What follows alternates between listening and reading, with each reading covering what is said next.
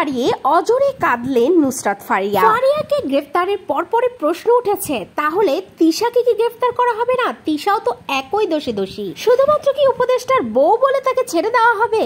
5ই August বিশেষ বিমানে শেখ হাসিনা পালাতে পারলেও শেষ রক্ষা হলো না নুসরাত ফারিয়া। পেরোতে পারেনি বিমানবন্দরের চৌকাঠও। রবিবার বিকেলে বাহিরে পালিয়ে যাওয়ার পথে হযরত শাহজালাল আন্তর্জাতিক বিমানবন্দরে পুলিশের হাতে গ্রেফতার হন। প্রাথমিক জিজ্ঞাসা শেষে তাকে পাঠানো হয় ভাটার থানায়। এখান থেকে নিয়ে যাওয়া হয় ডিবি কার্যালয়ে। জানা গিয়েছে 2024 সালের বৈষম্য বিরোধী ছাত্র আন্দোলনে চলাকালীন রাজধানীর ভাটারা থানায় হওয়া এক হত্যা মামলায় 17 জন শিল্পীর সাথে আসামি করা হয় নুসরাত ফারিয়াতেও, যেখানে তিনি বৈষম্য বিরোধী ছাত্র আন্দোলনের বিপক্ষে অবস্থান নিয়ে আওয়ামী লীগের অর্থদাতা হিসেবে কাজ করেন। বঙ্গবন্ধু শেখ মুজিবুর রহমানকে নিয়ে তৈরি মুজিব একটি জাতির উপকার ছবিতে শেখ হাসিনার চরিত্রে অভিনয় করেন নুসরাত ফারিয়া। অভিযোগ হলো যে সে ফ্যাসিস্টের একজন অন্যতম সহযোগী। 5ই আগস্টের পর জানিয়ে শুরু হয় বিতর্ক।